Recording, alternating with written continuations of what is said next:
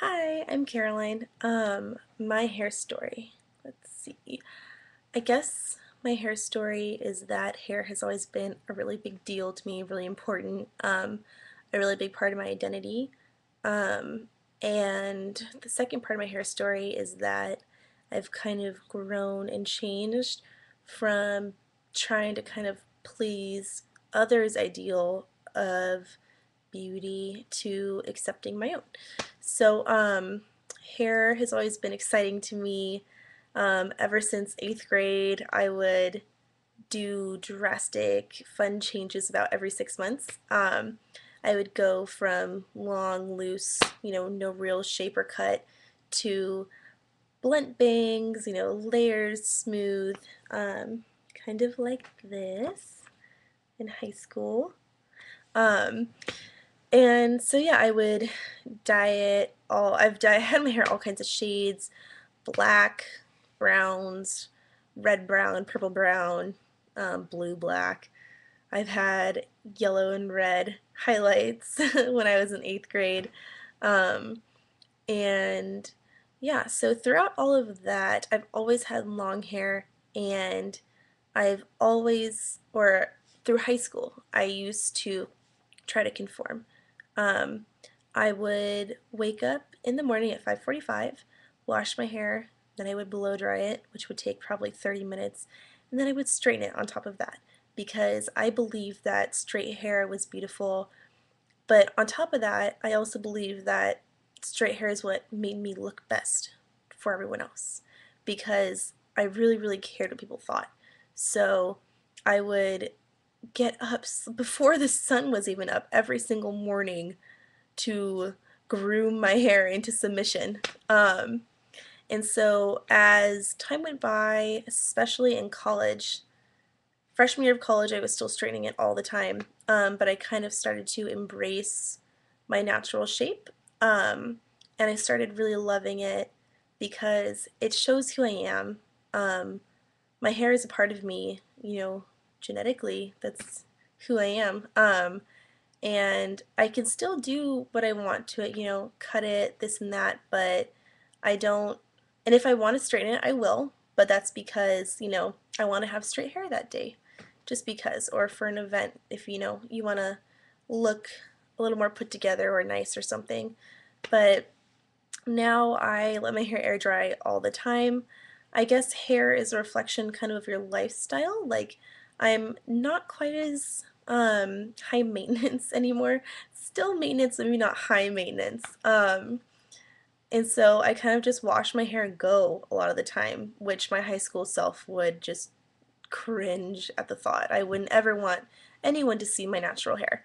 So now I can kind of just go to class. I don't really quite care as much what people think because I mean, I still care about what they think, but I want them to see what I'm projecting. I don't want them to see what I think they want them to see.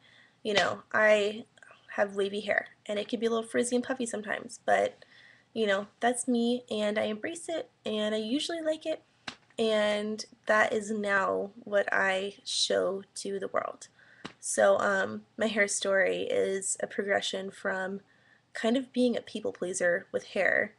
So, I'd be adventurous with cut and color, but I would always, I needed to have smooth hair because I thought that was the beauty ideal.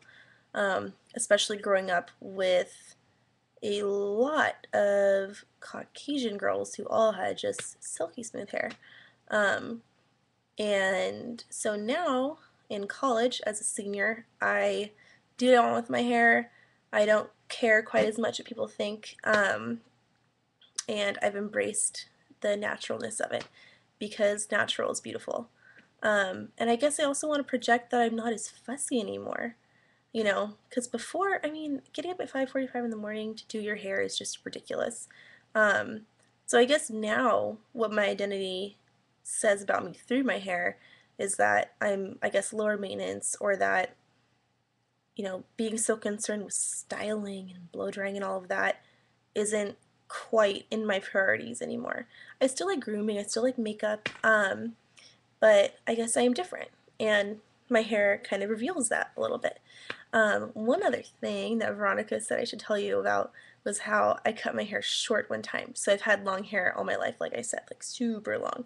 Um, and sophomore year of college, I decided kind of on a whim to cut it short, and I went from waist length hair to chin length hair in one sitting, and that was just terrifying because my identity, I connect with long hair, and that was all gone. But it was kind of liberating. It was exciting.